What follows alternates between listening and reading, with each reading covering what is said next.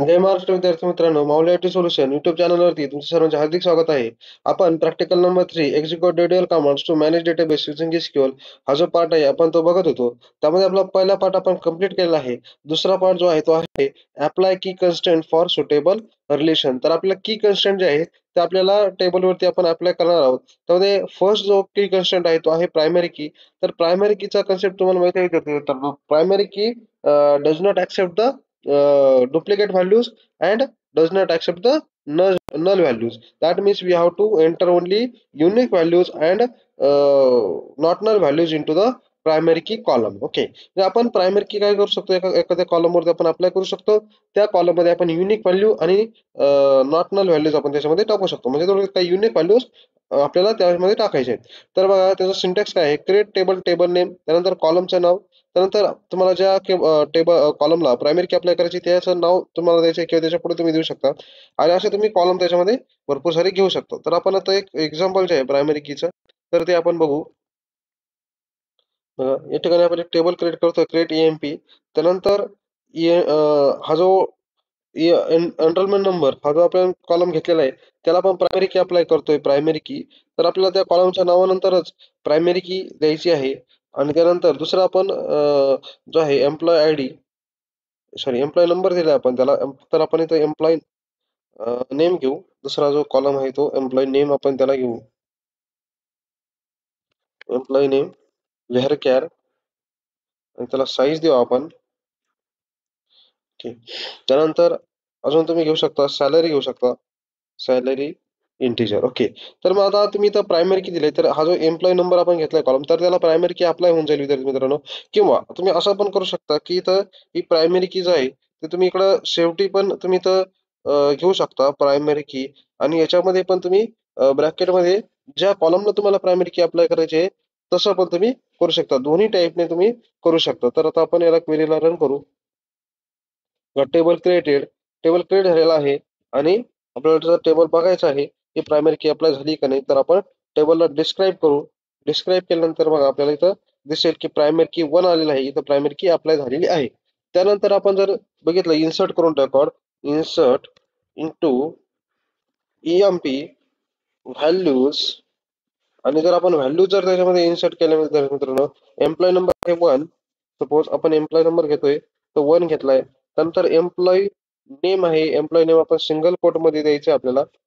तर single quote मध्ये दिल्यानंतर आपण सपोज मी अमोल घेतलं आणि सिंगल कोट मध्ये. त्यानंतर सॅलरी जी आहे सॅलरी घेऊ आपण. सॅलरी टाकलेली आहे इंटिजर मध्ये आणि याला आपण एक्झिक्यूट करू. एक्झिक्यूट केल्यानंतर हे रेकॉर्ड त्याच्यामध्ये इन्सर्ट होईल. ठीक आहे, इन्सर्ट झालेलं आहे. आता आपल्याला बघायचं की युनिक व्हॅल्यूज ते जे आहे ते घेते का. तर इथं आपण चेंज करू, नील करतो आणि बघा जर आपण जर हे जर एनरोलमेंट नंबर कॉलम आपण प्रायमरी की अप्लाय केले आहे तरी ते घेणार नाही. बघा युनिक कसे म्हणजे युनिक व्हॅल्यूज तर फक्त घेईल. आणि आपण जर नल व्हॅल्यू म्हणजे जर कोणतीच व्हॅल्यू जर टाकली नाही तर बघा, तर ते कसं आपण घेऊ शकतो. तर इथं इन्सर्ट इंटू एम्प्लॉई. त्यानंतर आपल्या इकडं कॉलमचे जे नाव आहेत ते आपण कॉलमचे नाव देऊ. तर त्याच्यामध्ये आहे ई नेम आणि सॅलरी. म्हणजे दोनच कॉलम मध्ये आपण जर व्हॅल्यू इन्सर्ट करायला गेलो, पहिला जो एम्प्लॉय नंबर आहे त्याच्यामध्ये जर इन्सर्ट केले नाही तर इथं इन्सर्ट नल आलेला आहे बघा. कॅन नॉट इन्सर्ट नल म्हणजे आपण एकतरी व्हॅल्यू त्याच्यामध्ये आपल्याला टाकावीच लागेल. असे आहे प्रायमरी की तुम्ही अप्लाय करू शकता. त्यानंतर पुढचा जो कन्सेप्ट आहे विद्यार्थी मित्र तो आहे युनिक की. युनिक की आणि प्रायमरी की दोन्ही सेम आहे. तर डिफरन्स एवढा आहे युनिक की आणि प्रायमरी की मध्ये की प्रायमरी की डुप्लिकेट व्हॅल्यूज आणि नॉट नल व्हॅल्यूज ऍक्सेप्ट करत नाही. पण युनिक की जी आहे ती फक्त डुप्लिकेट व्हॅल्यूज ऍक्सेप्ट करत नाही, नल व्हॅल्यूज जे आहेत ती ऍक्सेप्ट करते. तर आपण आता त्याचा जो सिंटॅक्स आहे त्या सिंटॅक्स प्रमाणे एक टेबल क्रिएट करू. Create table, table name, column name, data type. आणि नंतर जो कॉलमला आपल्याला युनिक अप्लाय करायचं आहे त्याला आपण ते युनिक आपण अप्लाय करू शकतो. तर आता इथं जे एक्झाम्पल आहे ते एक्झाम्पल बघू आपण. Create table student 20, student I D integer, त्यानंतर नेम, कोर्स कोड. आणि त्याला आपण जे आहे युनिक असा त्याला आपण अप्लाय केलं आहे कोर्स कोडला. ठीक आहे. तर आपण इथं त्याला रन करतो मी. बघा टेबल क्रिएट झालाय आणि याच्यामध्ये जे आपण आहे तर व्हॅल्यू जे आहे ते व्हॅल्यूज इन्सर्ट करू. इन्सर्ट इंटू स्टुडंट 20 आणि त्याच्यामध्ये आपल्याला व्हॅल्यूज टाकायचे आहेत तर व्हॅल्यूज घेऊ आपण. व्हॅल्यूज आयडी स्टुडंट आयडी आहे, सपोज मी 1 घेतलाय. स्टुडंट नेम आहे, पण स्टुडंट नेम जे आहे स्टुडंट नेम आपण घेऊ इथं. त्यानंतर कोर्स कोड आहे, कोर्स कोड आपल्याला व्हॅरचर मध्ये द्यायचा आहे. तर सपोज आपण इथं CM असा कोर्स कोड घेऊ. बघा कोर्स कोड आपण CM घेतलेला आहे आणि याला आपण रन करू. बघा एक रो इन्सर्ट झाली. त्यानंतर आपण परत जर आता course code same course code suppose इथं मी 2 केलं 21 आणि इथं आता सेम कोर्स कोड जर आपण ठेवला तर बघा काही इथं command not sorry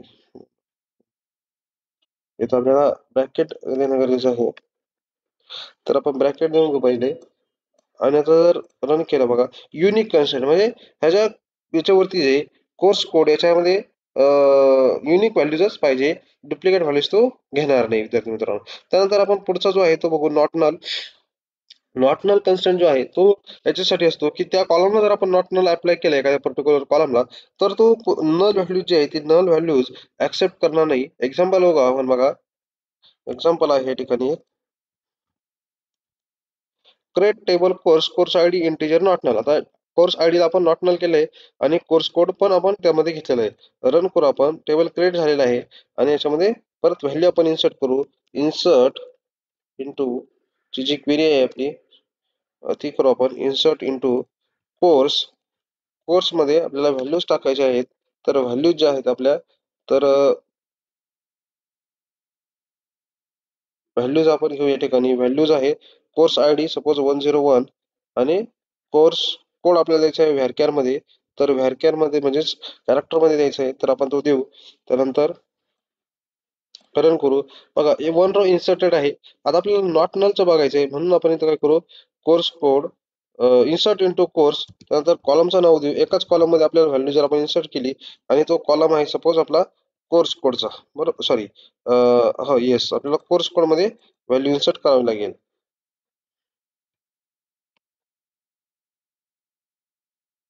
course code मध्ये आपण ती व्हॅल्यू जी आहे ती इन्सर्ट करू. आपण व्हॅल्यू जी आहे ती कोर्स आयडी मध्ये इन्सर्ट करणार नाही आहोत कारण की आपल्याला बघायचं आहे की नॉट नल व्हॅल्यूज तो घेतो का. तर बघा insert can not insert null into म्हणजे थोडक्यात काहीतरी व्हॅल्यू ते आपल्याला कोर्स आयडी मध्ये टाकावीच लागेल. नॉट नल कन्स्ट्रेंट आपण अप्लाय केलेला आहे. त्यानंतर आहे डिफॉल्ट कन्स्ट्रेंट. बघा डिफॉल्ट कॉन्स्टंट काय करतो की जर तुम्ही एखादा टेबल क्रिएट केला आहे त्या टेबलमध्ये एखादा कॉलम जर असेल तर त्याची डिफॉल्ट व्हॅल्यू तो सेट करतो. म्हणजे आपण त्या कॉलममध्ये कोणती व्हॅल्यू जरी घेतली नाही तर जी डिफॉल्ट व्हॅल्यू आहे ती डिफॉल्ट व्हॅल्यू जी आपण सेट केली असेल ती येऊन जाणार आहे.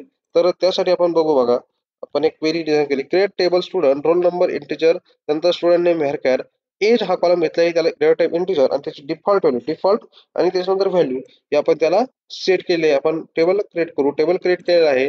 आता बघा आपण याच्यामध्ये व्हॅल्यू इन्सर्ट करू. पुन्हा इन्सर्ट इंटू स्टूड हे टेबलचं नाव आहे व्हॅल्यूज आणि व्हॅल्यूज आपण इन्सर्ट करणार आहोत त्याच्यामध्ये रोल नंबर.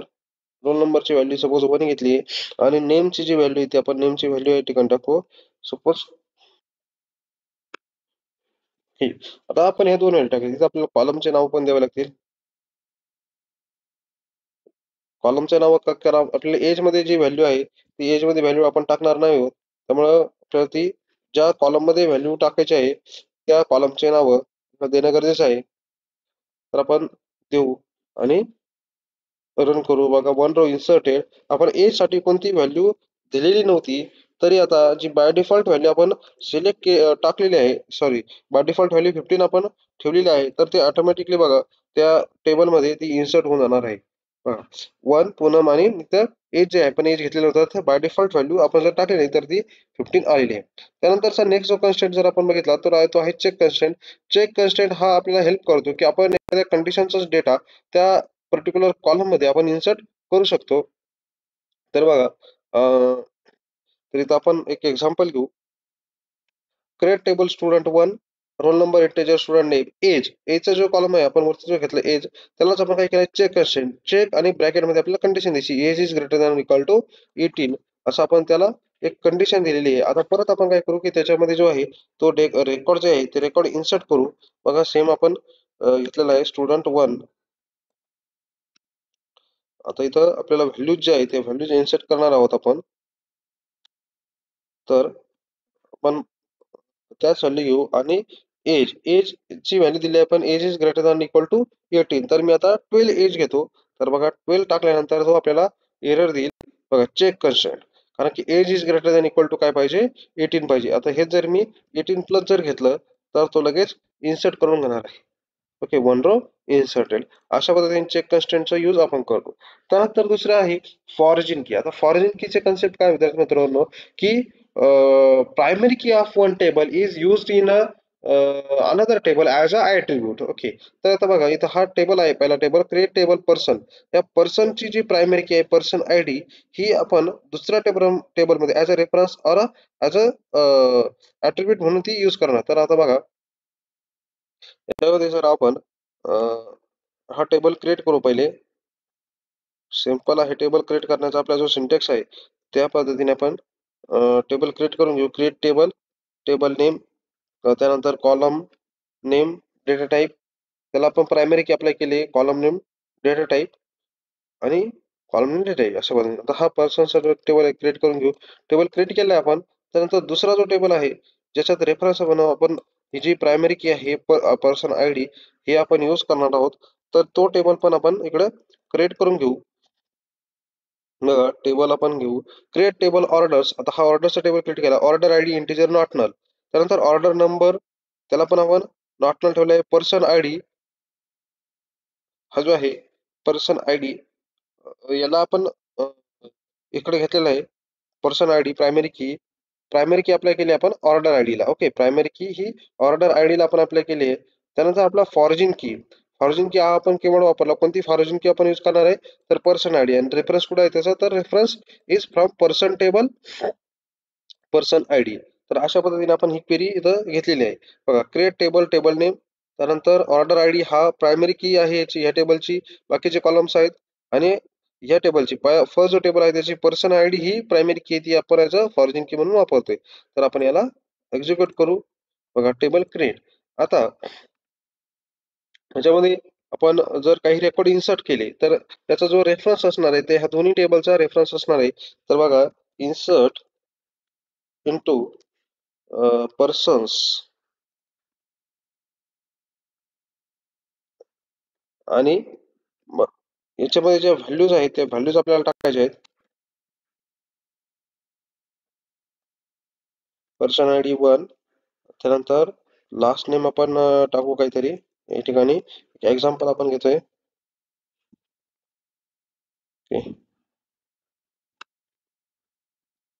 त्यानंतर आपल्याला द्यायचे एज, इन्सर्ट इंटू आपण करतो.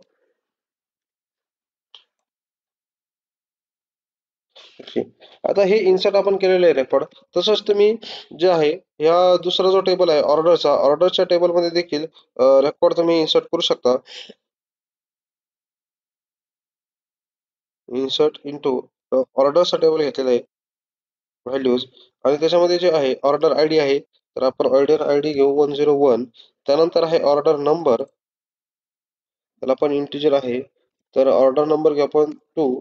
त्यानंतर पर्सन आय डी, सर आता कोणत्या पर्सनने दिली तर 1 म्हणून त्याचा पर्सन आय डी आपण 1 घेऊ. आणि त्याला रेफरन्स दिलेलाच आहे ऑलरेडी. तर अशा पद्धतीने याच्यामध्ये आपण व्हॅल्यू इन्सर्ट करू. तर दोन्हीकडे व्हॅल्यू इन्सर्ट झालेले आहे. आता याच्यामध्ये जर मी फर्स्ट टेबल जो आहे तो टेबल जर मी ड्रॉप केला, बघा drop table, drop drop table persons, हा टेबल जर मी ड्रॉप करतोय तर बघू आपण काय होतंय. बघा unique primary key in the table reference by foreign key. हे जर आपल्याला असं जर रेफरन्स जर दिलेला असेल तर आपला जो बेस टेबल असेल, मेन टेबल असेल तर त्याच्यामधले व्हॅल्यूज किंवा तो टेबल आपल्याला डिलीट करता येणार नाही. बिकॉज त्याचा रेफरन्स की आपण ऍज अ फॉरजिन की म्हणून आपण तो वापरलेला आहे. तर अशा पद्धतीने मित्रांनो आपला जो प्रॅक्टिकल होतं प्रॅक्टिकल नंबर 3, तर आपण हे 2 पार्टमध्ये बघितले आहे. पहिल्या याच्यामध्ये आपण create, alter, truncate, drop, rename ह्या क्वेरीज बघितल्या आणि आज दुसऱ्या याच्यामध्ये आपण हे की कन्स्ट्रेंट जे आहेत सर्व हे आपण बघितलेले आहेत. जर तुम्हाला याच्यामध्ये काही समजलं असेल तर या व्हिडिओला नक्की कमेंट करा. व्हिडिओ जास्तीत जास्त शेअर करा, लाईक करा आणि चॅनलला विद्यार्थी मित्रांनो सबस्क्राईब करा, जेणेकरून तुम्हाला डेटाबेस मॅनेजमेंट सिस्टम संपूर्ण प्रॅक्टिकल थिअरी याच्यावरती बघायला भेटेल. तसंच तुम्हाला त्याचे नोट्स वगैरे जर पाहिजे असेल, पीपीटी पाहिजे असेल, तर आपली वेबसाईट आहे. ह्या व्हिडिओच्या डिस्क्रिप्शनमध्ये वेबसाईटची लिंक आहे. त्याच्यावरती सर्व पीपीटी, व्हिडिओ, नोट्स, असाइनमेंट सर्व असणार आहे. तर नक्कीच विद्यार्थी डिस्क्रिप्शन तुम्ही ओपन करा. व्हिडिओचं जे डिस्क्रिप्शन असतं त्याच्यामध्ये हे सर्व तुम्हाला दिसेल. तर तुम्ही ते बघू शकता.